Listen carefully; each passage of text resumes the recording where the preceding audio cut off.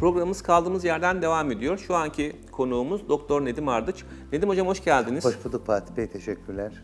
Hocam saç ekimini etik ve ilkeli bir şekilde yapan bir hekim olarak kimlere saç ekimi yapılamaz ya da şöyle değiştirerek sorayım soruyu. Bazı hastaları kabul etmiyorsunuz, onları tedaviyle yapıyorsunuz. Yani ekimi kabul etmiyorsunuz ama saç ekimine yönelik olarak tedavi yapıyorsunuz. Bu şekilde hasta çok daha mutlu oluyor. Bazı hastaları ise gerçekten yapılmaması gereken hasta grubuna koyup onlara diyorsunuz ki siz saç ekiminden fayda görmezsiniz.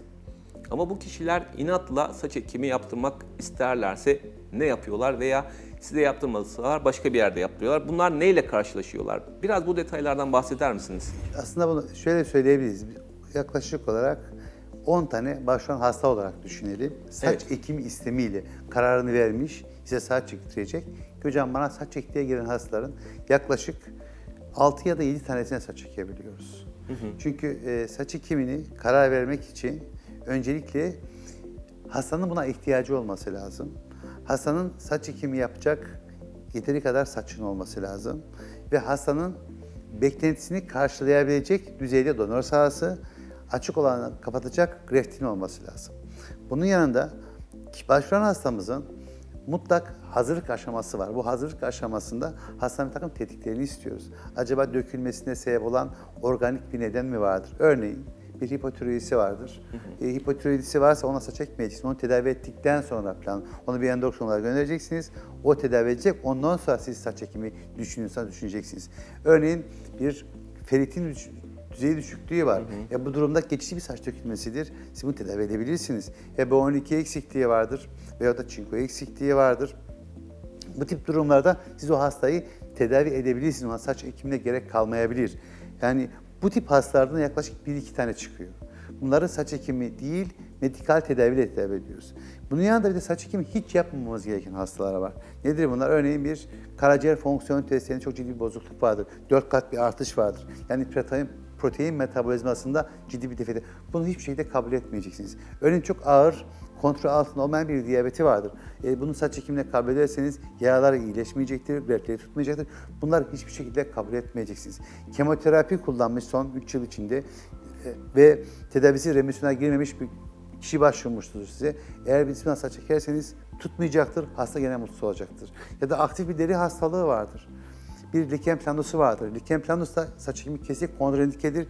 Eğer ona saç ekimi yapacaksanız tutmayacak. Bir aktif bir alopecia areatası vardır. Saç ekimi ona yarar değil, zarar verecektir. Aktif alopecia areatasını artıracaktır. Yani her hasta saç ekimine uygun değildir. Saç ekimine karar vermek için hastayı çok iyi inceleyeceğiz, çok iyi muayene edeceğiz. Eğer ki ektiğimiz saç tutacaksa, ektiğimiz saç hastanın beklentisini karşılayacaksa, yapacağımız operasyon bizi de mutlu edecekse, sonuçta biz her ne kadar hekim de olsak bir sanat icra ediyoruz. Yaptığımız işi biz de sevmeliyiz, biz de beğenmeliyiz. Eğer bizim içimize sinecekse, biz onu beğeneceksek ve hastanın beklentisini karşılayacaksak bunu kabul edeceğiz. Yoksa saç ekimi ticari bir olay değildir. Saç ekimi bir hekimlik uygulamasıdır. Saç dediğimiz şey sadece estetik bir aksesuar değil. Bizi güneşten koruyor, bizi soğuktan koruyor. Şöyle düşünün ki yazın saçları olmayan bir insan sürekli saç telinin yanında yaşayacaktır. Yani doğru düzgün denize de gidemeyecektir. Yazın dışarıda gezemeyecektir. Ya da saçı olmayan insanlarda örneğin akut sinüzit daha fazladır. Hani saçın özelliği sadece estetik bir şey değil. Bizi gerçek anlamda sağlık içinde var olan bir şeydir. O yüzden kelliği bir estetik uygulama değil, bir sağlık uygulaması gibi göreceğiz. Ve bir hekim olarak saç ekimi isteyense bir hasta gibi bakıp, bir hasta gibi inceleyip, eğer ki her şey normalse yapacağımız operasyon hastayı da mutlu edecek, bizi de mutlu edecek ve 100 tane greft ekmişsek bunun 90-95'i tutacak ise biz bunu yapacağız sevgili hocam. Bu incelemeyi yapmadan hiçbir şekilde saç ekimi düşünmemeliyiz. Hocam zaten söylediğiniz şekilde olunca bu hekimlik faaliyeti diğer şekilde kuaförlük faaliyeti gibi oluyor. Bunu yaptıranlara da ben hani sadece sabırlar diliyorum. Yani ülkemizde çok fazla var. Yani çok rahatsız ve siz de rahatsız olmuşsunuz buna. Evet. Hasta arıyor sizi. Ya benim saçım uygun mu, değil mi, derim uygun mu, değil mi? Acaba yapılsa sonuç alacak mıyım, alamayacak mıyım, mutlu olacak mıyım? Hiç bunları sormadan direkt kaç para diye soran bir hasta grubu var.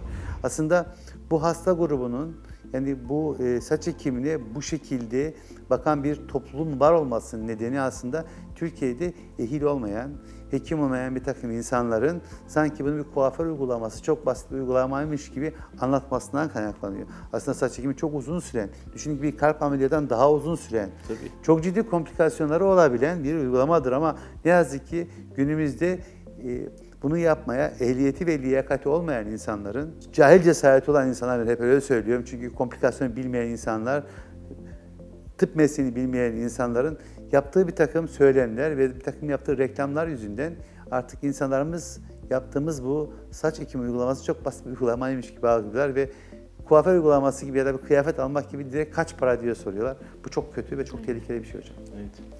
Peki hocam, bu saç ekimi kriterlerine uygun olan hastalarınız geldi size. Ameliyat zamanında belirlediniz. Ameliyat olacak ve tek seferde tamamen istediği görünüme kavuşabiliyor mu? Yoksa seanslara bölüyor musunuz bu uygulamayı? Şimdi aslında seans diye bir şey yok. Yani bu seans tabiri çok yanlış bir tabir. Yani düşün ki siz manava gittiniz bir şey alırken nasıl ifade? Bana diyorsun ki mesela 2 kasa ya 1 kasa elma mı ver diyorsun?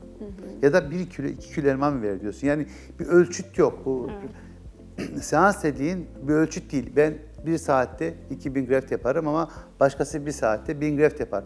Ben bir gün çalışırım 6000 graft yaparım. Birisi 24 saat çalışır 2000 graft yapamaz. Kime göre, neye göre?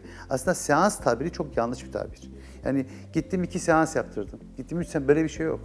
Bizim ölçütümüz graft aslında. Graft. Ölçüt birimi saç ekiminde graft'tir. Kaç hastamız geldi, baktık, inceledik. Öncelikle açık olan alanı kaç graftle kapatabiliriz? Ondan sonra bu grafti toplayabileceğimiz donör sahasında ya da vücudun başka bir yerinde bu kadar rezerv var mı? Bunları inceleyeceğiz. Ve hastanın kaç tane grafte ihtiyacı var? Biz 6-8 saatlik dilim içinde biz kaç tane yapabilecek güce, kuvvete, ehliyete, yeteneğe sahibiz? Bunlar hepsi bir araya gelecek. Tabii. Ve hastaya diyeceğiz ki senin örneğin 3000 grafte ihtiyacın var. Bunu yapacağız. Ama eğer ki biz 3000 graftlik ya da 5000 graftlik bir ameliyatı 6-8 saatlik bir dilim içinde yapamayacaksak o zaman bunu 2'ye böleceğiz. Diyeceğiz ki bir gün sonra bir daha yapacağız. Ya da 6 ay sonra bir daha yapacağız. Ya da 1 yıl sonra bir daha yapacağız gibi bölümlere ayıracağız. Ama bunu seans olarak değil, graft olarak belirleyeceğiz. Peki hocam mesela diyelim ki açıklığı çok fazla. Buradan arkaya kadar açıklığı var ama arkası da güçlü. Evet. Yani seans demeyelim. Diyelim ki 3000 grafte yapabiliyorsun 8 saat içerisinde ama hastanın 5000 ya da 6000 grafte ihtiyacı var. Evet. Bu tip durumlarda nasıl planlıyorsunuz? Şimdi bir defa hastanın 6000 grafte, 5000 grafte ihtiyacı var ve rezervinde 3000 grafte var. Ben bu hastayı kabul etmiyorum. Öncelikle bunu söyleyeyim. Kesin burada. Hayır, böyle bir şey yok. Sonuçta düşünün ki bir tablo yapıyorsun, bir resim yapıyorsun. Resmin orası eksik, burası eksik. Sanatçısın, bunu yapmak ister misiniz? Hayır. Öncelikle böyle bir şeyi kabul etmiyorum. Ama Hasta istiyorsa hocam ben seyrek de olsa istiyorum diyor. Hocam bunu yapmamaya çalışıyorum. Yani ama çok ısrar ederse başka yollara deniyor. O zaman diyorum ki sakalına bakıyorum, göğsüne bakıyorum, kasığına bakıyorum, kollar bacaklarına inceliyorum. Başka bir yerde o eksikliği tamamlayabilecek bir şey varsa hastaya şunu diyorum. Evet, saçını yapacağım ama lütfen 6 ay sonra ya da 1 yıl sonra maddi durumun buna uygun olduğu zaman bunu lütfen tamamla diyorum. Çünkü eksik olduğunda ben mutsuz oluyorum.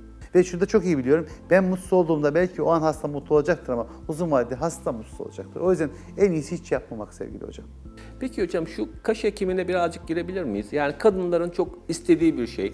Hele de geçmiş yıllarda biliyorsunuz bu dövmeler yaptılar, microbladingler yaptılar, işte tatüler yaptılar. Şimdi bütün bunlar siliyoruz hocam onları artık. Silme zamanı geldi onları artık. ve bunların her birisi hocam bu kaşları yok etti biliyorsunuz. Evet. Yanlış alım teknikleri, kaşı inceltme, sonrasında tabii kaştaki küsmeler. İster istemez kaşları dolgun şu anda insanlar istiyorlar. Evet.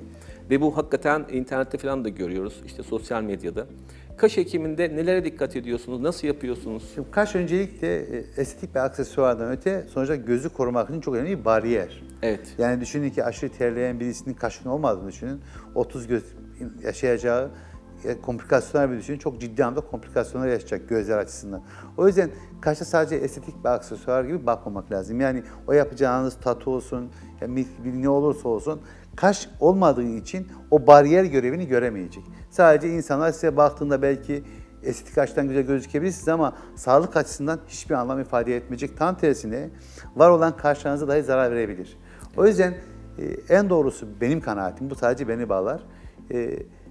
Kaş ihtiyacı olan insanlara en doğru seçim kaş ekimi. Ama kaş ekimi çok kolay, öyle saç ekimi gibi basit bir uygulama değil. Çünkü kaşların cildimizdeki derinlikleri çok saç gibi daha derinde değil, biraz daha yüzeye ekilmesi lazım. Saçta kullandığımız ikili, üçlü grefler değil, kullanacağımız bütün grefler tekli olmak zorunda.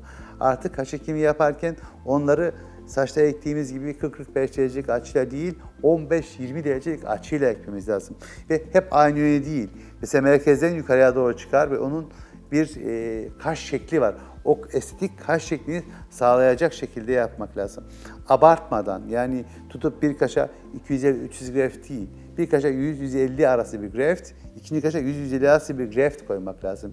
Ve genellikle hastalar operasyondan sonra memnun kalırlar. Ama bazı hastalar operasyondan sonra tekrar kaş ekimi isteyebiliyorlar, yoğunluk açısından isteyebiliyorlar. O nedenle bir seferde çok yoğun kaş ekimi yapılmasını ben doğru bulmuyorum. Ama kaş ekimi kaşla ilgili bence yapılabilecek en iyi çözüm olduğunu düşünüyorum. Peki hocam, kaşın sert olması, yani saçın sert olması, Evet.